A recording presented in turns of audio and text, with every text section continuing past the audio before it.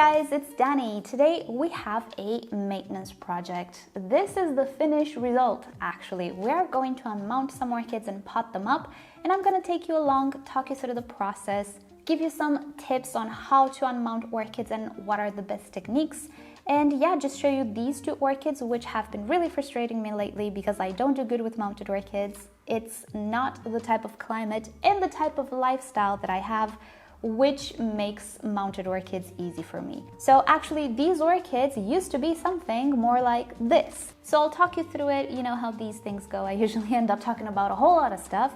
But anyway, I hope you'll enjoy your time, and don't forget to give this video a like if you end up enjoying it, and why not subscribe? I post quite frequently. And if you're interested in other orchid topics from me, not necessarily on mounting orchids, all you need to do is type in the search bar MissOrchidGirl and whatever topic you're interested in, and chances are you will find something because I have over 2,000 videos at this point. So I kind of talked about the most common things, at least when it comes to orchids. So with that said though, let's just start with the beginning.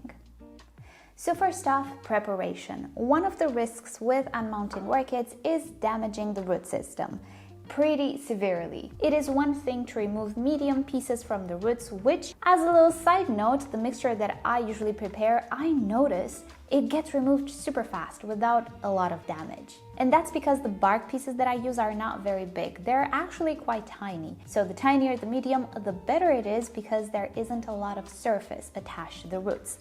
Well, when it comes to mounts, it's the complete opposite. There is such a big surface to which the roots attach to that root damage can actually be inevitable.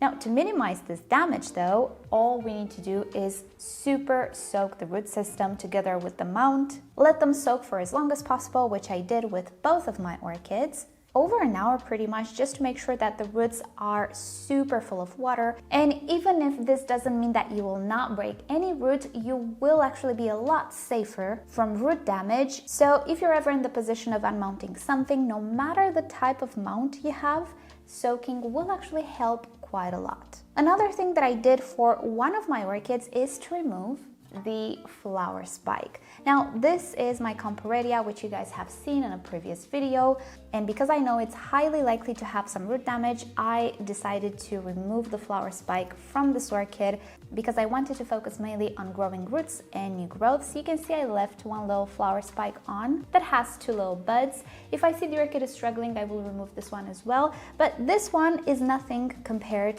to this flower spike, which had a branch and had a few more buds to come.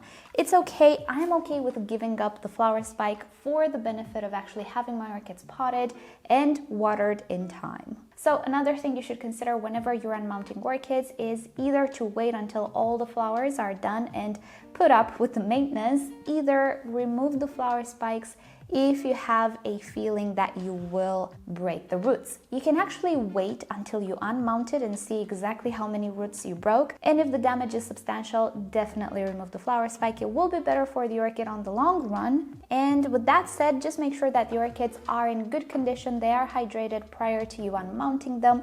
Just like with repotting, healthy and hydrated orchids will go through this bit of a shock much better than stressed and dehydrated orchids. With that said, I think we can go ahead and unmount them.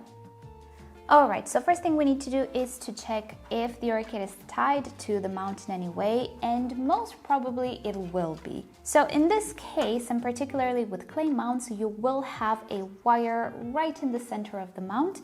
These types of mounts come with pre-drilled holes for some stability. We talked about this in my mounted orchids tutorial that I did a few days ago. If you missed it, I'll link it in the description and also somewhere on the screen right here.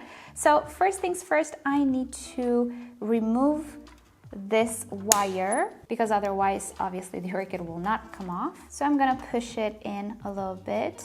I don't see it coming out on the other side, but it's okay, it's somewhere there. And the first thing to do is to try and pry apart the orchid from the mount.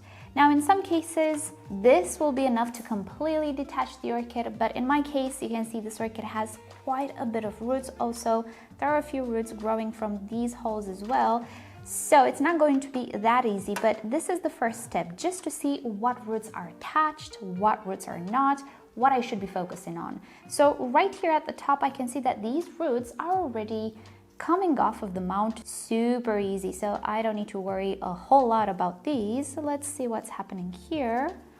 These guys seem to be a little bit more attached, but I'm just gonna start to manually attach the roots very gently by jiggling them a little bit and trying to save as many of them as possible. There we go. So again, we can see that here at the top, most of the roots have come off, but some didn't. So I'm gonna work on the ones that are still attached.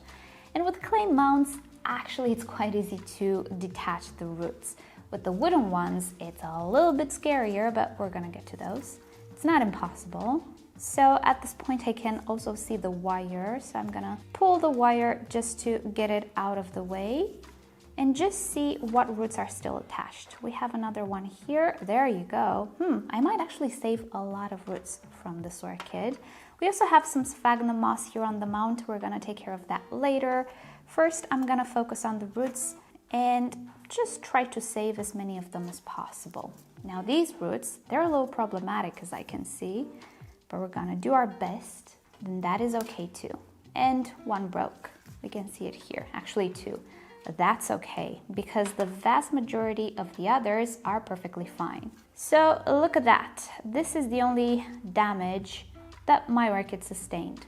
Pretty good ratio, I would say. So we're done with this. Now I can see quite a lot of sphagnum moss on this mount. Oh, first of all, let me just remove this wire. And now, just like any other unpotting, I do want to remove this moss because it looks very, very old. It's also smelling a bit suspicious. So I'm just gonna take my time and remove it. I might actually resort to my tweezers. And again, PS, I do have a video on sorting out very, very compacted orchids, very pot-bound orchids. Moss can compact a lot and it can be quite difficult to remove if you want to save the bulk of the roots. So I do have a video on how I like to do that. Again, you'll have it linked on the screen and in the description. This is not a bad case. I might just get away without my tweezers. It's not very compacted, obviously. So I'm just gonna take my time and remove all of this sphagnum moss. I'm not gonna bore you with it though, so let's skip to when the orchid is already done. Alright, so I rinsed the root system of my orchid and I also sprayed it with hydrogen peroxide 3%. Not because I wanted to get rid of snails. Typically on mounts you will not find snails, but hey, there's an exception to everything, I guess. But more because I have a lot of algae on the roots and actually now they look a little bit better. All that green you saw on the roots, it wasn't only the chlorophyll in the velamen, it was also some algae, which can be normal for mounts since they are exposed to so much light. Right, so now I'm just gonna go ahead and remove all of the roots that are not alive anymore, just like with a normal repotting. And I will go about it in the exact same way. All of the roots that look papery and without any type of substance, they will go. Keep in mind, with these orchids that have algae on the roots, the color is not a good indicator. What's a good indicator is that you actually press a little on them. And in time, you will have an eye for them, trust me. With experience, you will see them a mile away. I can actually see, even if they're green, that they're dead. And that's not because I have superpowers, it's just because I've seen a lot of roots in my life. So give it time, you're gonna get experience, and you're gonna do this with your eyes closed. Well, kinda. Alright, so it looks like I'm about done with the roots. If I missed one or two, it's okay. I wanted to remove the bulk of them, just to preserve the freshness of the medium. So I think I'm gonna go ahead and unmount the second orchid as well and then pot them together. Not together in the same pot, but at the same time. Alright, so this one, which is a Selaginea schilleriana, and I should have unmounted it earlier. Really, it's already starting to have some leaf tip die back. I was not on top of watering, obviously. But anyway, better late than never. So this one is mounted on a piece of wood, and looking at it, I don't actually see any strings or any ties, which is fairly strange. I've never had a mount without any ties whatsoever. But it's a good idea to always check. So with this one, I can go ahead and try to remove it from the mount. Oh, look at that. The wood is so degraded, it's actually mush here. So the orchid is just removing itself from this mount. I have to say I'm a little disappointed. I was hoping to show you a little bit more in this video. I was hoping to have some more challenging subjects, but it is what it is. It appears that I do have 2 orchids here, but you know what? We still have to work on them. There are some things that I want to do. But just as a side note, if the orchid would have been very attached to the mount, one thing you can actually do is find a butter knife or even the tip of your shears and try to create indentations into the wood under the root and just lift it from the wood. It's okay if the root and the velamen has a little bit of wood or bark left on it, that's perfectly fine. It's better to have that than damaged roots. And I think I did that in the past. I will link you down below to some more unmounting videos because in this video I didn't have challenging subjects, disappointingly enough. I know that sounds strange, but hey, I'm doing videos. But that's what I was hoping to do here. So keep that in mind. If you can find something to go under the root and then lift it up and work slowly, that's a good idea as well. Not sure if this is 1 orchid or 2 because it's not connected. It's 2 orchids. All right, so how many orchids do I have on this mount? Oh, look at that. Is this one connected? No, there's no connection, just a root in between them. Wow. So there we go. I had 4 orchids on this mount, which with seedlings, it's not uncommon. So let's get this out of the way. You can see that this orchid has a lot of very old bulbs that are already dried and shriveled and not looking their best, and not a lot of live roots. So with this orchid, it's more important to go ahead and remove all of this debris and all of the dead old pseudobulbs. And look at that. I believe this orchid was actually potted before going on a mount, and at some point it just went on a mount because I find all sorts of very old bark chips which are super mushy, maybe a little sphagnum moss as well. Look at that. This is a bark chip. So yeah, this orchid was potted at some point. Yet another division. These are 2 orchids. So we're gonna have a community pot with a lot of little divisions. This is a very old pseudobulb which is dead. So I'm just gonna go ahead and take my time and remove as much of this material and dead roots that I can find. And in the end, let's see how many orchids actually I had on that mount. Look at that. This is a bark piece with a lot of roots attached to it. So yeah, definitely this orchid was potted at some point. Very interesting.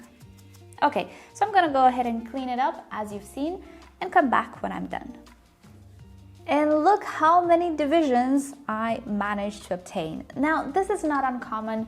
When you purchase seedlings, you typically have a whole clump of them in one pot. So what I'm guessing is that at some point this clump was potted and then somebody mounted thinking it was 1 orchid, but no. So here's the interesting bit. As you can see, all of these divisions look like they might have a lot of dead roots, and they do. So let's take this one for example. You can see that these roots are brown, they don't look that healthy, and furthermore, they have that string left behind, so you can actually pull on the velamen and the string is left behind. You can be sure that these are dead roots. So I'm just gonna go ahead and cut these 2 roots.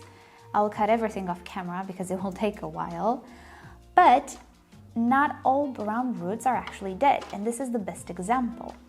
In this case, we can see again that we have a lot of browny or dark green roots. They are not dead, they just have an accumulation of tannin from that bark or maybe from the wood, but also a bit of algae accumulated on the velamen. But can we see all of these little white branches? Yep, this means the actual root is not dead, it's just stained.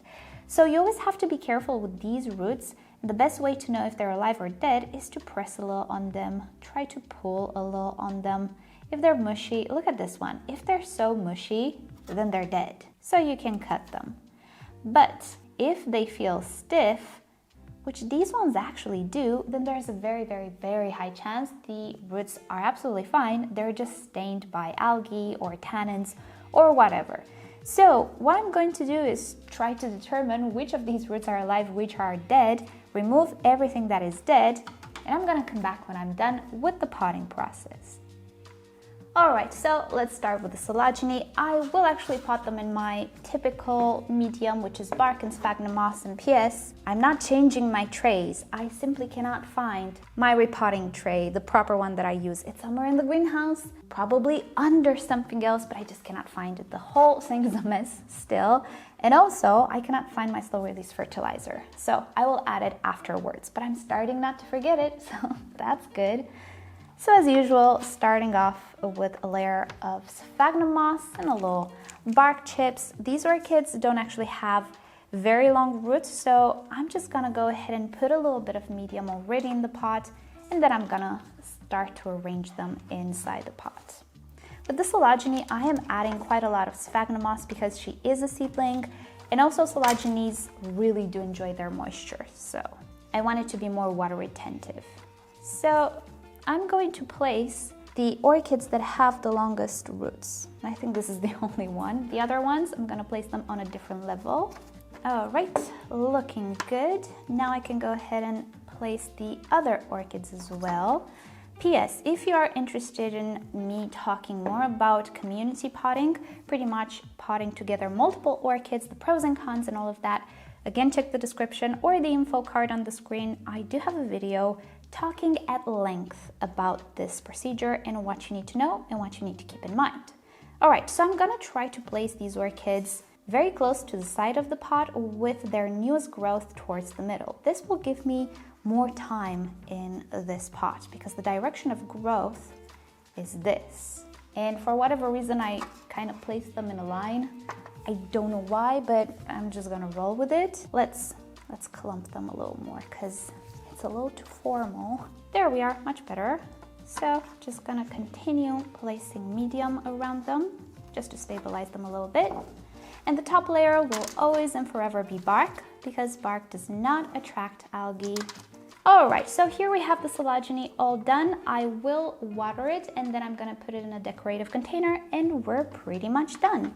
And with the Comparedia, same story, exactly the same type of medium. This is an orchid which does enjoy water as well. Okay, I need to place a little bit more medium.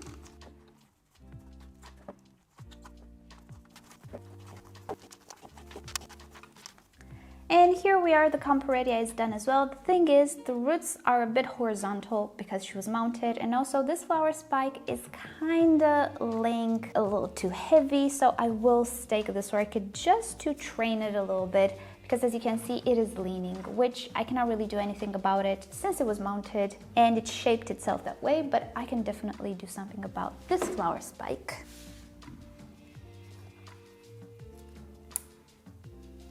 And there we go.